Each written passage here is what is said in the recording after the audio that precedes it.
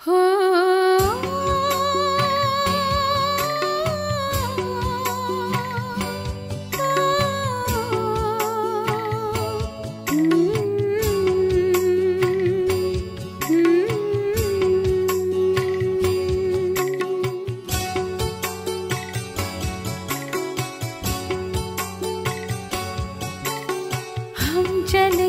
वतन की ओर डाल के प्रेम की डोर, हम चले वतन की ओर डाल के प्रेम की डोर, बाबा खींच रहा है आज सहज ही अपनी ओर, हम चले वतन की ओर।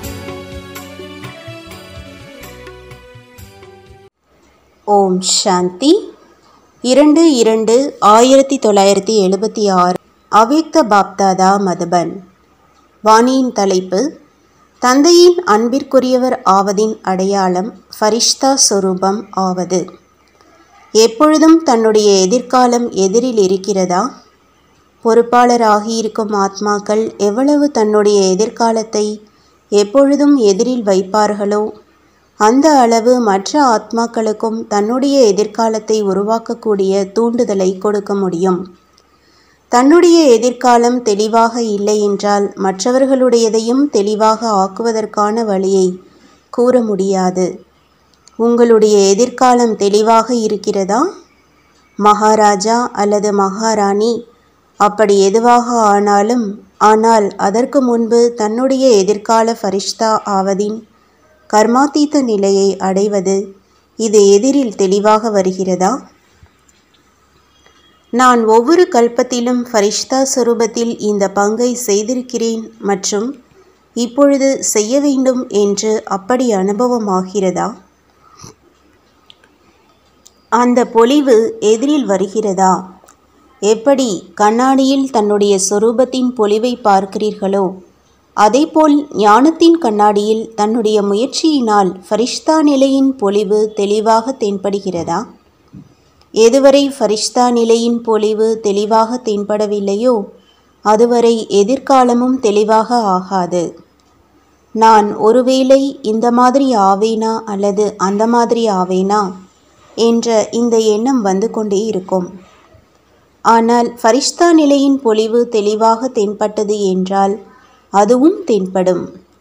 அப்படி அது தென்படுகிறதா அல்லது இப்பொழுது முந்தானைக்குள் மறைந்திருக்கிறதா? எப்படி படங்களின் திறப்பு விழா செய்விக்கிறீர்கள் என்றால் தன்னுடைய ஃபரிஷ்தா சொரூபத்தின் திறப்பு விழாவை எப்பொழுது செய்வீர்கள்?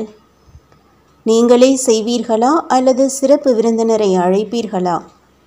இந்த முயற்சி செய்வதின் பலகீனத்தின் திரை அகன்றது என்றால் தெளிவான ஃபரிஷ்தா ரூபம் ஆகிவிடும். இப்பொழுதோ நடைமுறையில் எப்படி சாக்கார பாபாவை பார்த்தீர்கள்? போகும்பொழுதும் வரும்பொழுதும் ஒன்றோ ஃபரிஷ்தா ரூபத்தின் அல்லது எதிர்கால ரூபத்தின் அனுபவமானது, அப்பொழுதுதான் மற்றவர்களுக்கும் ஆனது. அந்த மாதிரி உங்களுக்கும் அனுபவமாகிறதா? நான் டீச்சர், நான் சேவாதாரி என்ற இதுவோ எப்படி நேரமோ அப்படி சொரூபமாகிவிடுகிறது. இப்பொழுது தன்னை ஃபரிஷ்தா ரூபத்தில் அனுபவம் செய்தீர்கள் என்றால் சாக்ஷாத்காரம் ஏற்படும். சாக்ஷாத்காரத்தின் ரூபம் எது? ஃபரிஷ்தா ரூபமாவது. போகும்பொழுதும் வரும்பொழுதும் ஃபரிஷ்தா சொரூபம். ஒருவேளை சாக்ஷாத் ஃபரிஷ்தா ஆகவில்லை என்றால் சாக்ஷாத்காரம் எப்படி செய்விக்க முடியும்? அப்படி டீச்சர்களுக்காக இப்பொழுது செய்ய வேண்டிய விசேஷ முயற்சி எது? நான் ஃபரிஷ்தா, இந்த சாக்கார உலகத்தில் சேவைக்காக வந்திருக்கிறேன் என்று இதுதான்.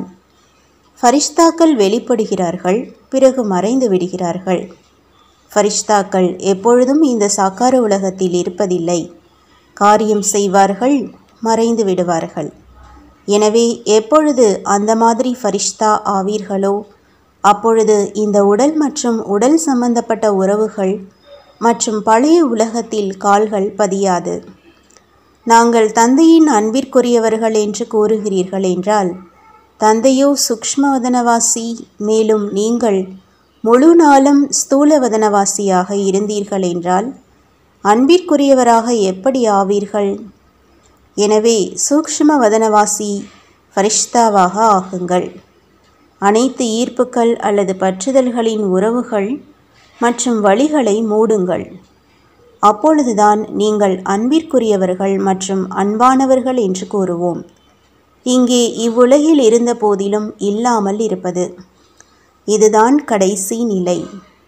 விசேஷமாக சேவைக்காக பொறுப்பாளராகி இருக்கிறீர்கள் என்றால் முயற்சி செய்வதிலும் விசேஷம் இருக்க வேண்டும். எப்பொழுது மற்றவர்களுக்கும் நீங்கள் போகும்போதும் வரும்போதும் இவர்கள் ஃபரிஷ்தாக்கள் என்ற அனுபவம் ஏற்படுமோ அப்பொழுதுதான் மற்றவர்களும் பிரேரணையை எடுக்க முடியும். ஒருவேளை சாக்கார உலகத்தின் நினைவிலிருந்து விலகிவிட்டீர்கள் என்றால் சின்ன சின்ன விஷயங்களில் நேரத்தை வீணாக்குகிறீர்கள் இல்லையா? அது இருக்காது. எனவே இப்பொழுது ஹை ஜம்ப் செய்யுங்கள். சாக்கார உலகத்தில் இருந்து முற்றிலும் ஃபரிஷ்தாக்களின் உலகத்தில் மற்றும் ஃபரிஷ்தா சொரூபத்தில் சென்று விடுவது இதைத்தான் ஹை ஜம்ப் என்று கூறுவது. எனவே சின்ன சின்ன விஷயங்கள் இருந்தால் அழகல்ல. இதுதான் தந்தையின் விசேஷ பரிசாகும்.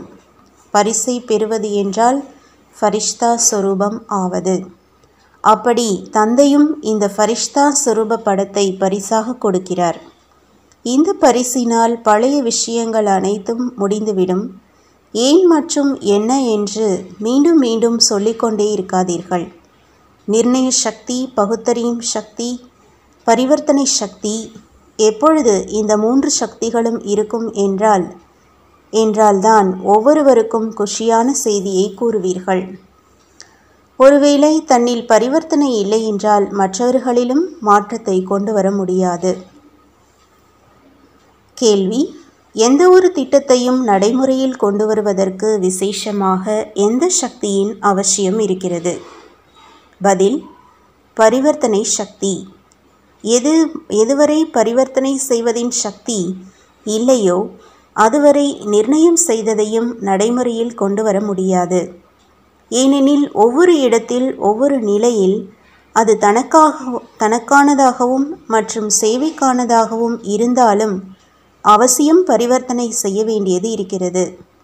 எப்படி வெற்றியடைபவராக ஆக வேண்டுமானால் சம்ஸ்காரம் மற்றும் சுபாவத்தை பரிவர்த்தனை செய்ய வேண்டியதாக இருக்கிறது, அதுபோலவே சேவையில் தன்னுடைய கருத்துக்களை எங்காவது பரிவர்த்தனை செய்ய வேண்டியதாக இருக்கிறது. பரிவர்த்தனை சக்தி உள்ளவர் எப்படிப்பட்ட சூழ்நிலையிலும் வெற்றியடைந்து விடுகிறார். ஏனென்றால் அவர் பகுரூபி, சூழ்நிலைக்கு ஏற்றபடி பல ரூபங்களை தாரணை செய்பவராக இருப்பார். திட்டத்தை சேவையில் கொண்டு வருவார் மற்றும் ஞான பாயிண்ட்களை நடைமுறை வாழ்க்கையில் கொண்டு வருவார். இரண்டிற்காகவும் மாற்றம் செய்வதின் சக்தி தேவையாக இருக்கிறது. ஞானம் நிறைந்தவர் ஆன காரணத்தினால் இது நடக்க வேண்டும் என்ற இதையோ நிர்ணயம் செய்து விடுகிறார்கள். ஆனால் மாற்றம் ஆவதில்லை. இதற்கான காரணம் மாற்றம் செய்யும் சக்தியின் குறைதான். யாரிடம் மாற்றத்திற்கான சக்தி இருக்கிறதோ அவர் அனைவரின் அன்பிற்குரியவராக இருப்பார். மேலும் எப்பொழுதும் வெற்றியும் அடைவார். எண்ணத்தில் உறுதித்தன்மையை கொண்டு வருவதினால் பிரத்யக்ஷ பலன் கிடைத்து விடுகிறது. பரிவர்த்தனை செய்து வெற்றியடைபவராக ஆகத்தான் வேண்டும் என்ற இதுதான் திடமான எண்ணமாகும். வெற்றியடைபவரை ஆவாகனம் செய்து கொண்டிருக்கிறது என்றால் வெற்றியடைபவர் வந்தால்தானே நான் அவருடைய கழுத்தின் மாலையாக ஆவேன். நல்லது.